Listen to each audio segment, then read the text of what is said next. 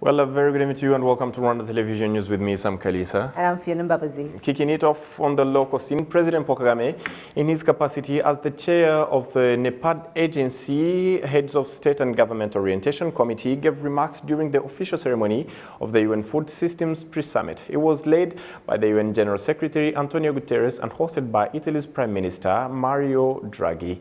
The pre-summit aims to consolidate a common vision to deliver progress on SDGs.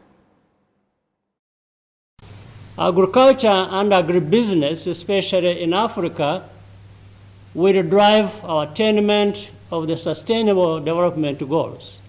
This is especially true as we work to make up for the time lost to the COVID pandemic. Each country and region must chart its own pathway to transformation, but this is also a global challenge that we must address together.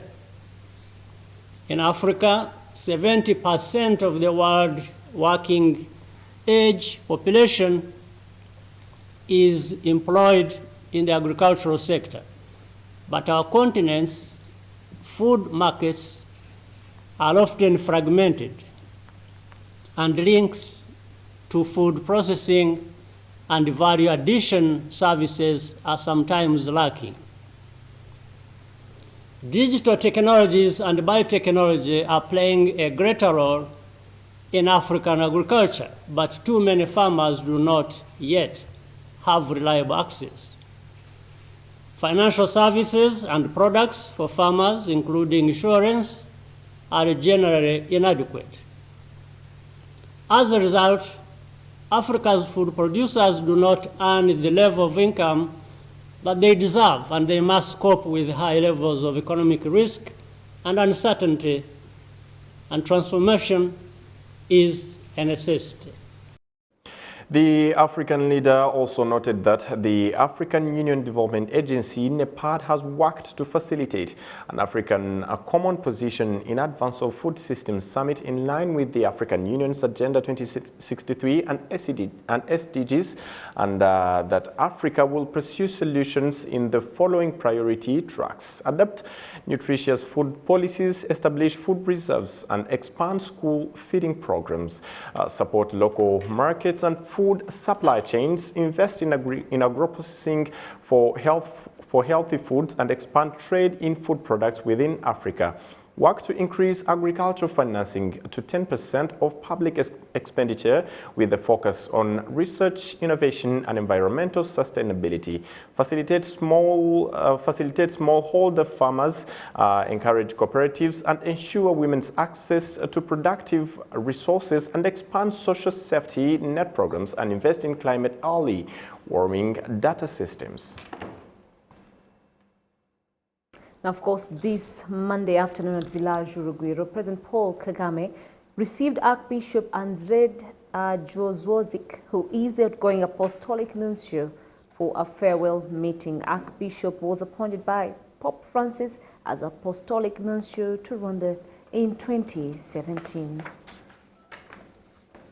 Now, still, July the 26th, Rwanda's prosecution authorities received the genocide suspect Venant Rutunga following his extradition from the Netherlands. Now, the 72-year-old was received by officials from the Kigali Public Prosecution Authority at the Kigali International Airport on Monday, July 26th at around 7:30 p.m. Rutunga is suspected to have committed genocide in the former Butare prefecture. The spokesperson of the National Public Prosecution Authority, Nkusi Faustin, said the fact that Venant Rutunga has been handed over to the Rwandan justice system is a good indication that those who played a role in 1994 genocide against the Tutsi are being brought to justice. He added that this is an indication of good relations between Rwanda and the Netherlands. And of course, he added that between the two countries, that is Rwanda and the Netherlands, since Rutunga is the fourth suspect to be deported back to Rwanda from that country. Venant Rutunga was, when the genocide against the Tutsis was committed, he was working in Isari, Rwanda. That's why he was working as the director of that institution. And even the acts that was committed, we suspect to have committed, took place in that area of southern province, in Komini Ruhasha, Isari, Rwanda. So we have some different acts that we suspect to have been committed by him, but maybe the charges, we have 3 charges or crimes that we are suspect to have been committed by him, which are genocide by killing, but also complicity to commit a genocide, and extermination as crime against humanity. So those are the 3 charges that we are going to take him to court and maybe request to answer on those charges. Now, regarding the acts are many, and we have the first one is having participated in attacks, especially in the hill of Rwanda, where more than between 1,000 and 2,000 refugees had taken refuge in that area. But Rutunga, together with the others, attacked that area, and almost all of them were killed. But he also he supplied traditional arms that were used to kill Tutsi in that area. But he also he participated in the bringing the gendarmes from Butare to come and assist in the killing in his area. So those are among one of the acts that we suspect to have been committed by him, and we hope after this process of interviewing and taking him to court, and maybe we shall prove beyond reasonable doubt our case, and maybe we shall win this case as the case shall be going on. Judicial cooperation between Rwanda and the Netherlands, I may say that it is really a positive collaboration and judicial cooperation, because we have been working together for so many years, and having working together, they have even shown the positive results, because as I told you, we made extradition requests almost 18, and then they have worked on 6 extradition requests as per now, because they tried two fugitives in the domestic courts, and also extradited three fugitives. One is the one who has just arrived today, Rutunga Venant, and but also in 2015 they extradited two fugitives, Mugimba Jean Baptiste and Yamlemi Jean Claude, and so far they were tried by our domestic courts. And as per now, Yamulemi has been sentenced for 25 years in prison, but Mugimba, his trial is still going on. But also there's another person who was deported some years back to come and serve his sentence in Rwanda. But also, as I told you, they also tried to search fugitives in their country. One is serving a life sentence, another one was serving 6 years and 8 months in prison. So I can say that among the 18 extradition requests that was sent by Rwanda to Netherlands, so far they have worked on 6 fugitives, and they're remaining with the 12. And I think the remaining 12 we are still working together, and we hope that even those 12 will be also extradited to Rwanda. The spokesperson of the Rwanda Public Prosecution Authority, Nkusi Faustin, speaking at the arrival of genocide suspect Vena Rutunga. And of course, moving ahead, the Ministry of Infrastructure has announced the resumption of the joint railway project between Rwanda, Tanzania and the DRC, and this comes after the project was interrupted due to the current COVID-19 pandemic. Gabi Muvunyi reports. The Rwanda-Tanzania Railway Project is a project aimed at building a railway line that crosses the Central Corridor that will link Dar es Salaam to Kigali to the Democratic Republic of Congo via Rubavu. Muri Northern Corridor habaye ikibazo kijyanye na politiki aho bitashobotse. The Northern Corridor were experiencing some political matters. We had done all that we needed so that we could start the project at the same time. In Kenya, the SGR train started operating from Mombasa to Naivasha, but doesn't continue to the Ugandan border. And yet, Uganda has done nothing about it. Secondly, we have discussed about the Central Corridor and have come to an agreement.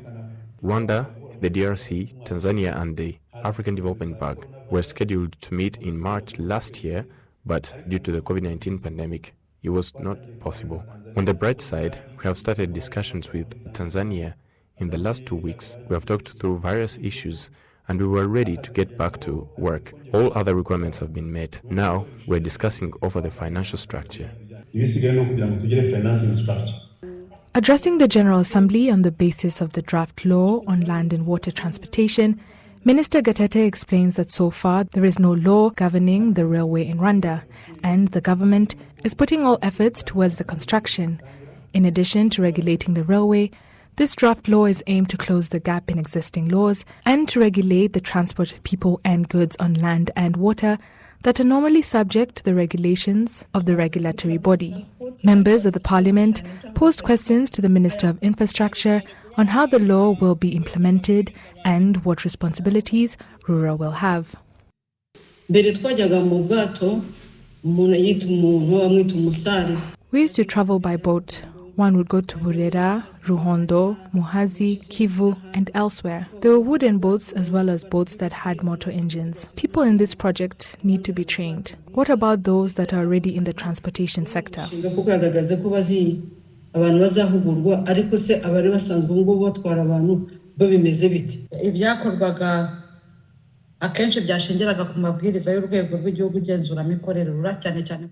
The projects were often based on regulations for Rura, especially regarding transport. Based on this draft law, if we vote on it and it is published on the Gazette and the Rura regulations are removed, what will be left for Rura? Minister Gatete responded that this law will help those in the sector to become more professional and Rura regulations.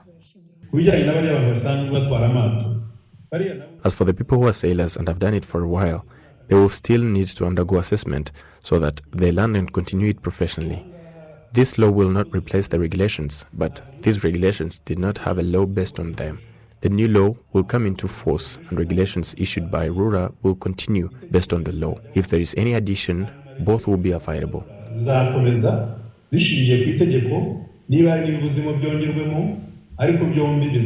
After hearing the comments made by the Minister of Infrastructure, the General Assembly has approved the basis of the draft law, which will be forwarded to the Commission for Improvement before it is returned to the General Assembly for further consideration.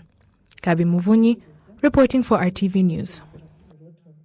Well, thank you, Gabi, for that. Now, local leaders in cells that recorded the highest rates of infection say they have taken measures to curb the spread of COVID-19, including the closure of stone and sand quarries that were attracting people from different areas and spiking infection rates.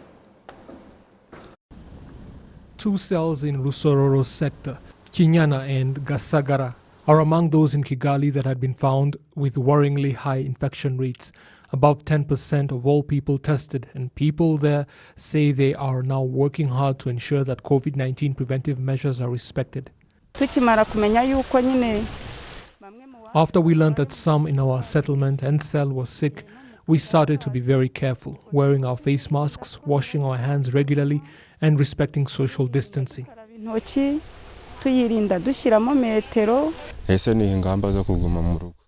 I decided right away to respect the directive to stay home and avoid loitering.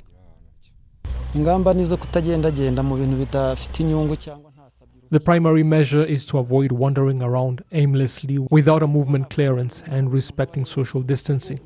I do not just assume that a person does not have the virus because there is no way of really knowing after all.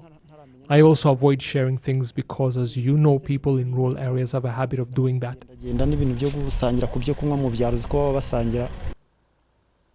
Local leaders in Chinyana cell say they have identified key locations where the virus was being transmitted a lot and moved to address the matter.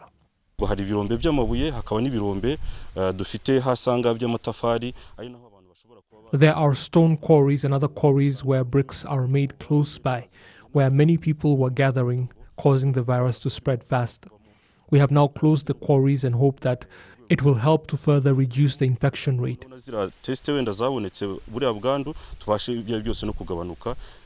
In Jichaja cell, Gikomero sector, another area where the infection rate was at 10%, it has now been reduced to 5%.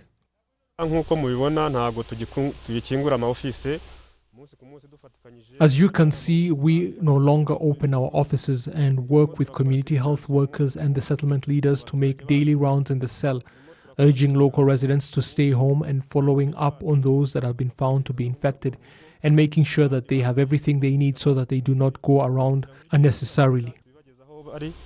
batagombye gukora izindi ngendo zitari ngombwa.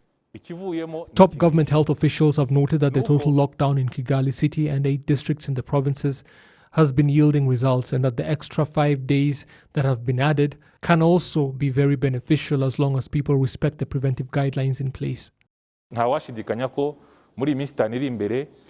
There is no doubt that those 5 extra days can be very useful as long as people respect the guidelines, then obviously yes. However, there are places they are not respecting them, with some neighborhoods using the lockdown to socialize, spending the entire day playing cards together, gathered in groups without face masks when they should be in their homes. That is the whole point of the total lockdown, to stay at home, not spend your time wandering around the neighborhood without your face mask and generally disregarding the other measures as well. Those types of people are the ones that will keep us in these problems. As the lockdown began, 43 of Kigali's cells had infection rates of between 5 and 9.9%, and they have now successfully reduced those rates to below 3%. Still on the fight against COVID-19, health workers say that elderly people should continue to take great care of their health and follow the guidelines set to fight against the spread of the COVID-19 pandemic, as different strains of variation continue to pop up. Jedumali reports. At the age of 78, an elder acknowledges that he has contracted COVID-19. Based on how he protected himself while attending a funeral service, he suspects that's how he was infected. We are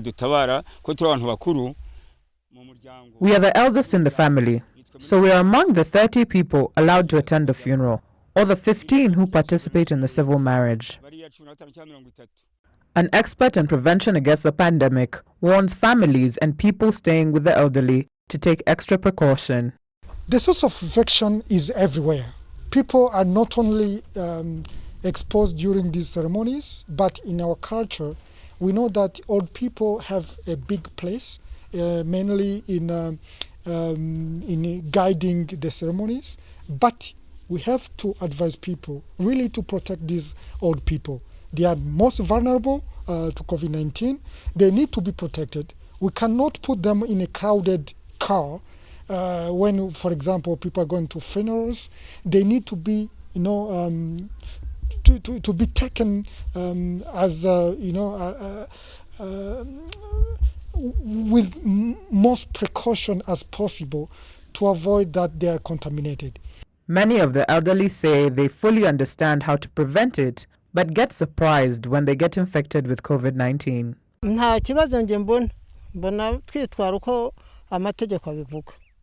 In my opinion, all preventative measures are being observed. I don't actually know the source of our contamination. We protect ourselves from everything we can. I protect myself very well, but no one knows where the infection might come from. A psychologist and lecturer at the University of Rwanda says that in times of crisis, like this time of COVID-19, it is important to support the elderly and help them not lose hope. There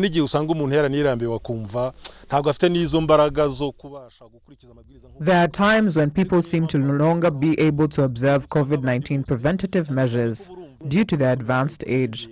It is therefore necessary to remind them to continue to follow the guidelines as often as possible. Statistics from the Ministry of Health show that from July 18th to 25th, 104 people died from coronavirus. 64 of them were between the ages of 60 and 100 years old. Umngari Jade, RTV News.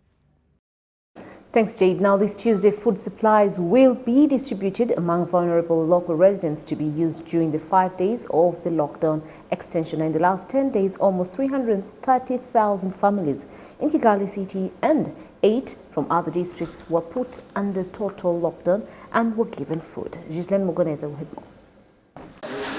Kigali City residents that were given food in these last 10 days of lockdown said they really got facilitated in respecting measures in place to fight COVID-19.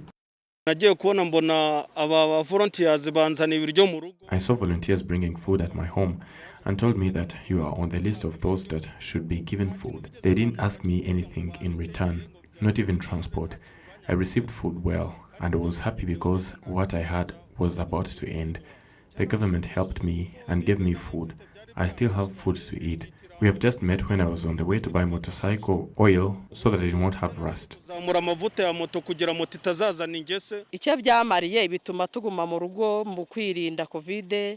It helped us to stay at home and protect ourselves from getting COVID. We could sit with children to prevent them from getting out. They get porridge and food on time. It really helped us. We're not hungry. However, the residents highlight issues to be streamlined. They used to bring us food at home, not to go to get them at the sector. They tell us that we should pay 200 Rwandan francs for transport. It was not worthy because we were not working. Food distribution program will proceed this Tuesday, 27th July. Sector's executive secretaries say they are ready to distribute food to residents. As you see, more food have reached to be distributed to the residents in these 5 days. In the last 10 days, we distributed food to the needy, and they were distributed on time, which helped them in these last 10 days. Our officials have given us more food.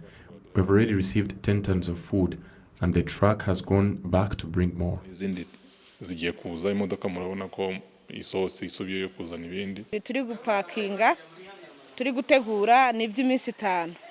We fed 7,911 families in these last 10 days, and we're packing these for 5 more days. Food distribution was also done in other 8 districts that were put under the lockdown. The officials in these districts say this program helped them in encouraging residents to stay home. Jean-Marie Vianney Gatabazi, the Minister of Local Government, appreciated those that kept on respecting the measures in place to fight the pandemic, even during this program. He urged local officials to avoid dishonesty in this food distribution program.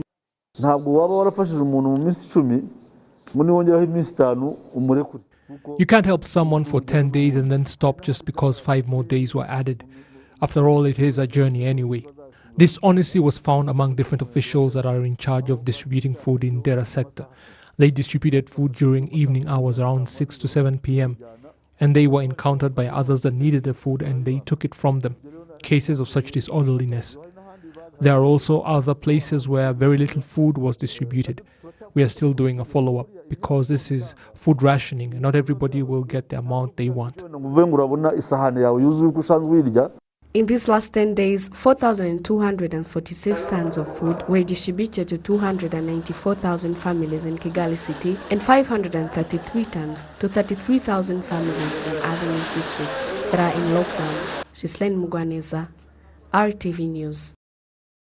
Thank you, Ghislaine. Traders who were relocated from Budije, where a port is being built to facilitate cross-border trade in Rusizi district, are urging the authorities to expedite the construction as their businesses are slower where they were moved to. Rwanda Transport Development Agency, RTDA, however, says that the works will be resumed in September this year. The port was expected to be functional this year in June, but that only a sign of construction is left to show. The Deputy Director General of the Rwanda Transport Development Agency, Mr. Emile Patrick Baganizi, explained reasons for the delay in the construction of the port.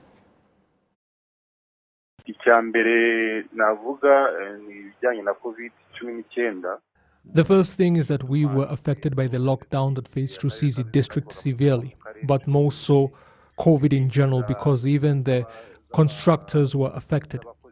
The other thing is the soil profile that was not what we expected. And that meant we had to do a thorough survey on how to go about it, be it in the water or on land.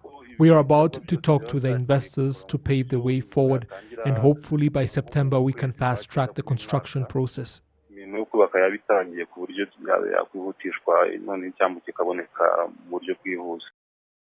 Construction of a commercial port in the Rusizi district has a strong commercial significance, especially in the cross-border trade. Such ports are also expected to be built in Karongi and Rubavu districts.